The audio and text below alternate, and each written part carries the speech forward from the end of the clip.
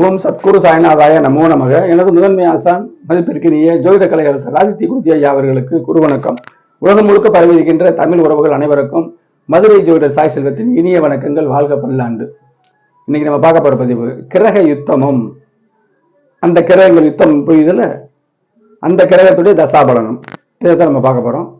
அந்த கிரகம் அந்த அங்க இருக்கக்கூடிய கிரகங்களுடைய தசா எப்படி இருக்கும், கிரக யுத்தமும் தசா பலனும் தசை பலனும் அப்படிங்கிறத நம்ம பார்க்க போறோம்.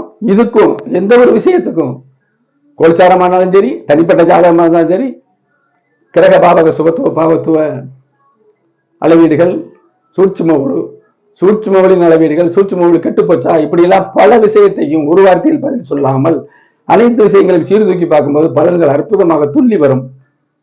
இதை விளக்கிறதுக்கு முன்னாடி எனது அஸ்ட்ரோ சாய் செல்வம் அப்படிங்கிற யூடியூப் சேனல்ல 1500க்கும் மேற்பட்ட பயனுள்ள வீடியோக்கள் இருக்குது. கல்வி, உயர்கல்வி, கல்வியில் எப்படி படிப்பாரு, படித்த கல்விக்கு வேலைக்கு போவாரா, படித்தது ஒன்று அவர் வேலை பார்க்கறது ஒன்று இருக்கு, அந்த வேலையை தரம் எப்படி இருக்கு, அவர் லக்கணம் எப்படி இருக்கு, வெளிநாட்டு பணம் சம்பாதிப்பாரா, இங்கேயும் சம்பாத்தியம் பண்ணிருக்கலாம், வெளிநாட்டுக்கு போய் வீணா போச்சு அப்படிங்கிற நிலைமை உங்களுக்கு வருமா, திருமணம் எப்ப நடத்தணும், அந்த ஜாதகத்துக்கு எப்ப நடத்தணும், ரெண்டாம் திருமணத்துக்கு வாய்ப்பு இருக்கா, ரெண்டாம் திருமணமே இல்லாமே அதுலயே போயிருதா, எல்லா பாவங்களையும் இணைச்சு பார்த்தோம்னா அற்புதமா பலன் சொல்லலாம். அப்படிப்பட்ட வீடியோக்கள் 1200க்கும் மேற்பட்ட வீடியோக்கள் எனது அஸ்ட்ரோ சாய் செல்வம் அப்படிங்கிற யூடியூப்ல இருக்குது. சப்ஸ்கிரைப் பண்ணுங்க, லைக் பண்ணுங்க, ஷேர் பண்ணுங்க, அந்த வீடியோக்களை பாருங்க. உங்களுக்கு ஜோதிடத்தை முதலில் நன்றாக உணருங்கள். உங்களுக்கு எந்த ஒரு விஷயம் தேவைப்பட்டாலும் திரையதறிக்கூடிய 90 80 57 13 70ங்கிற வாட்ஸ்அப் நம்பர் தொடர்பு கொள்ளுங்க. கிரக விளக்கத்தோடு பலன்களை அற்புதமாக கட்டு தெளிவு பெறலாம். இப்ப வீடியோக்குள்ள போவோம். கிரக யுத்தம், இது வார்த்தை இருக்குங்க. கிரக யுத்தம்னா அது கத்தி, கடப்பாறை, வீச்சருவாள் இதெல்லாம் வச்சுக்கிட்டு சண்டை போடுதா? அப்படி அல்ல. மனித உறவுகளாக கிரகங்களை புரிந்து கொள்ள சொல்லணும். கிரகங்கள் யுத்தம் புரியுது. முதல்ல கிரகங்கள் ஒவ்வொன்றுக்கும் ஒரு ஒளி இருக்கு. குருவுக்கு மஞ்சள் ஒளி, சுக்கிரனுக்கு வெண்மை நிற ஒளி, செவ்வாய்க்கு சிவப்பு நிற ஒளி, புதனுக்கு பச்சை நிற ஒளி, இப்படி இருக்கு. சனி கருநீல ஒளி, இப்படி இருக்கா. இந்த ஒளிகள் ஒவ்வொரு கிரகங்களோடு சேரும் பொழுது அது இணைந்து அந்த கிரகங்கள் ஒத்து போய் நமக்கு பூமியை நோக்கி வருதா? இந்த கிரகத்தின் ஒளியும் இந்த கிரகத்தின் ஒளியும் எதிர்க்குதா, பலனளிக்காம போகுதா? அப்படிங்கிறது தான் அந்த விஷயம் தான் அந்த கிரக யுத்தத்துல இருக்கு. அப்ப கிரகங்கள் உள்ள சண்டை போடல, அதனுடைய தன்மைகள் அப்ப எதுக்கு வரணும்? ஸ்தான பலத்துக்கு வரணும். முதல்ல கிரகத்தினுடைய 2 அணி இருக்குல்ல, குரு அணி சுக்கிர அணி இருக்குல்ல. குருவுக்கு சூரியன் சந்திரன் செவ்வாய் இவங்க வருவாங்க. ராகு கேதுக்கள் இவரோட சம்பந்தப்பட்ட இவரோட சேருவாங்க. இவரோட சம்பந்தப்பட்ட எதிரணிக்கு போயிடுவாங்க. சுக்கிரனுக்கு சனி புதன் இருக்கா, இப்படி எல்லாம் வரும். சுக்கிரனை சனி புதன் வருவாங்க. இதுல சூரியன் போது நட்பா வருவாங்க. கூட்டணியை உடைச்சுக்கிட்டு அப்படியே அந்த உறவு முறைகளை வச்சுக்குவாங்க. இப்படி புரிஞ்சுக்கிட்டோம்னா தான் இது எதுக்காக சொன்னாங்க, அந்தந்த ஒளிகள் அந்தந்த ஒளியோடு சேராதுங்க. செவ்வாய் புதன் ஒளி சேராது, எதிர்க்கும். சனி இருள், சூரியன் வெளிச்சம் பார்த்துக்கிறங்க, இதுக்கு சொல்ல வேண்டியதில்லை. குரு மஞ்சள் நிற ஒளி, இது வெண்மை நிற ஒளி. மஞ்சள் வெள்ளை சேரான்னு சொல்ல வரல, அதோட உறவு முறைகள். குரு ஆன்மீகம்னு வரும், சுக்கிரன் சந்தோஷம்னு வரும். இல்லறம் ஆன்மீகத்துல சந்தோஷப்படுறவங்களா இருக்காங்க, அது வேற. இப்ப குரு சுக்கிரன் எதிர்க்கிரகங்கள், பலன்கள் வேற மாதிரி இருக்கும்.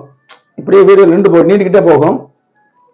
இப்ப கிரக உறவு முறைகளையும் ஸ்தான பலத்தை இணைச்சோம்னா கிரக யுத்தத்துக்கு பலன் தெரிஞ்சிடும். கிரக யுத்தம் இங்க உள்ள சாரத்தை பார்க்கக்கூடாது, எந்தெந்த கிரகம் எந்த சாரத்துல இருக்குன்னு சொல்லக்கூடாது.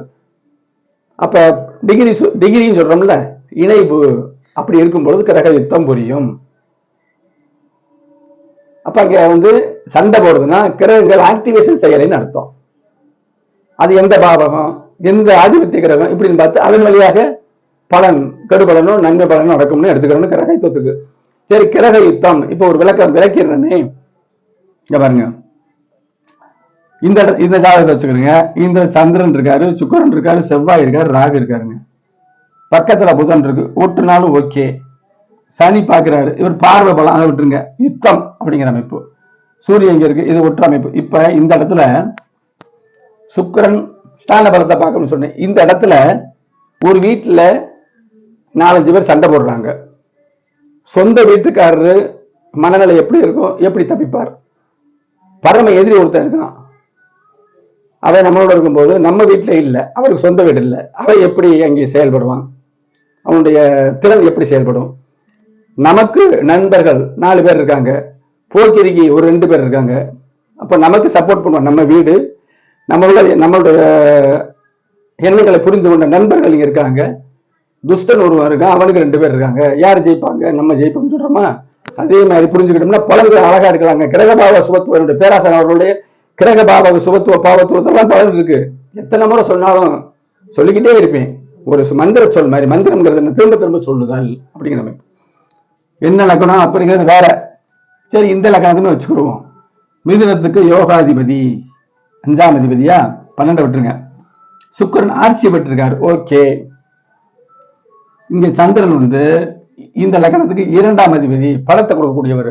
பகைமை நிலை இருந்தாலும் பலத்தை கொடுக்கக்கூடியவர். அவர் அமாவாசை அமைப்புல இருக்காரு, இங்க இருக்காரு. சரி, செவ்வாய் ஆகாதவர், நான் சொன்னேன்ல கெடுபல் தரக்கூடியவர், அவர் இருக்காரு இங்க செவ்வாய்.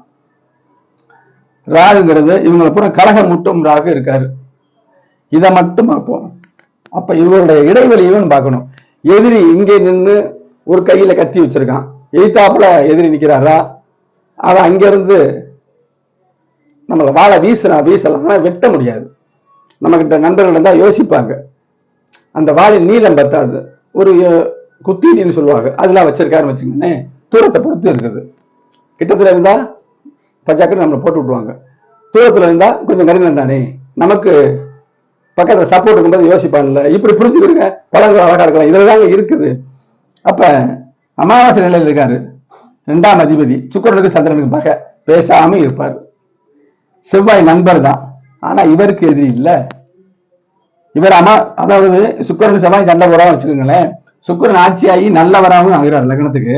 செவ்வாய் பாவியாகி இங்க சுபத்தன்மையோட இருக்காரு. சுக்கிரன் சேர்க்கைங்கிற அமைப்பு வரும். ஆனா அந்த சந்திரன் சந்திரனுக்கு சுக்கிரன் பிடிக்காது.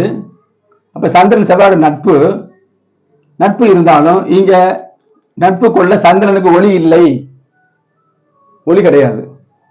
ராகு கலகமூற்றவர் எவ்வளவு தூரத்தில் இருக்காரு?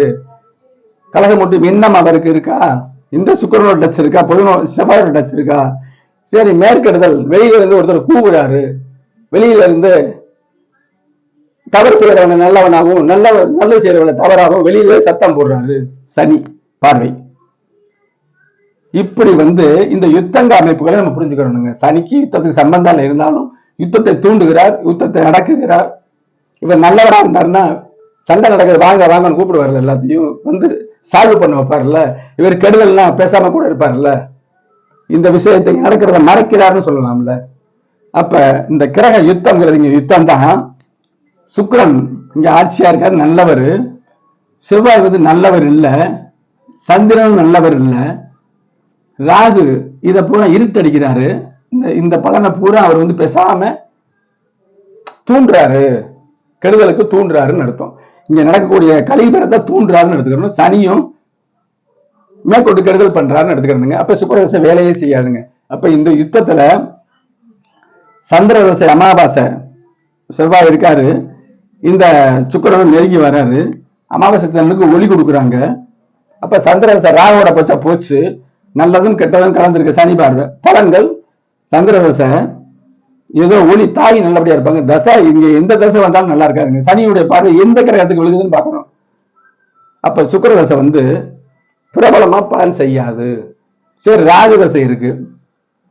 சந்திரன் அமாவாசை சந்திரன், சுக்கிரன் செவ்வாய் இவங்க சேர்க்க போற ஆகாத விஷயத்தை ராகு செய்வாரு. யோகத்தை செய்ய நினைப்பாரு, முடியாது. இப்ப இங்க புதன் சுக்கிரன் பௌர்ணமி சந்திரன் இருக்காரு வச்சுக்கிறீங்க. இந்த ராகு அற்புதமான பலன் செய்ய ராகு தசை வருதான்னு பார்க்கணும். அப்ப கிரக யுத்தம்ங்கிறது இந்த கட்டத்துல உயிர் யாருக்கு இருக்கு, யாருக்கு உயிர் இல்லை, நல்லவரா கெட்டவரா, கூட இருக்கிறவர் நல்லவரா, பார்க்கிறவர் நன்மனை, இப்படி எல்லாம் இந்த பார்க்கிறவருக்கு கொடுமையை நீக்கிற குருபவன் பார்க்கிறாரு. இப்படின்னா அந்த மனித உறவுகளாக, அந்த ஒளி அளவுகளாக புரிஞ்சு டிகிரி சுத்தமா பார்க்கும்போது பலன்கள் அற்புதமாக வரும். இதுல தாங்க இருக்கு கிரக யுத்தம்ங்கிறது. அங்க உள்ள கத்தி கடப்பாதையெல்லாம் வச்சுட்டு சண்டை போடல. கிரக அந்த சண்டை போடுற மாதிரி நம்ம ஒரு உருவகப்படுத்தி ஒரு இமேஜின் பண்ணி தீர்வு காணணும். உங்களுக்கு எந்த ஒரு பலனாக இருந்தாலும் இந்த திரையுடைய வாட்ஸ்அப் நம்பர் தொடர்பு கொள்ளுங்க, அப்பாயின்மெண்ட் வாங்குங்க. ஜிபே நம்பர் இதுதான். வெளிநாடாக இருந்தாலும், வெளி மாநிலமாக இருந்தாலும், வெளியூராக இருந்தாலும் நேர வர்றவங்க இருக்காங்க. இதெல்லாம் ஒரு அற்புதமான விஷயம். வெளிநாட்டில இருந்து ஏதோ ஒரு விஷயத்துக்காக வந்து அப்பாயின்மெண்ட் போட்டு பார்த்துட்டு அவங்க சொந்தக்காரர்களையும் பார்த்துட்டு போனாங்க. எனக்காக வரல, உள்ளதை அப்படியே சொல்றேன். இதெல்லாம் எதுக்கு சொல்றேன்னா, நல்ல குருநாதரை பெற்றிருக்கோம், ஜோதிடம் எது இருக்குன்னு உணர்ந்திருக்கோம், நெடுநேரம் சொல்றோம். மணி மைண்டு கிடையாதுங்க. தொழில்முறை ஜோதிடம் தான், இதுதான் தொழில். மணி மைண்டு கிடையாதுங்க. நீண்ட நேரம் எடுத்து நான் பலன் சொல்றேன். என்னோட பார்த்தவங்களுக்கு அந்த தன்மை கண்டிப்பா புரியுங்க. இது கற்பனை இல்லை.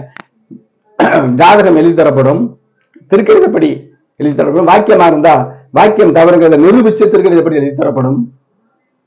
திருமண பொருத்தம் சிறப்பாக பார்க்கப்படும். திருமண வாழ்க்கை எப்படி இருக்குங்கிற அந்த தன்மையோடு சிறப்பாக பார்க்கப்படும். குடும்ப ஜாதகங்களை சேர்த்தா எல்லாருக்குமே ஒரே நேரத்தில் பலன்களை பார்த்தால் அற்புதமாக இருக்கும். அடுத்த ஒரு பயனுள்ள வீடியோவில் சந்திப்போம். நன்றி, வணக்கம்.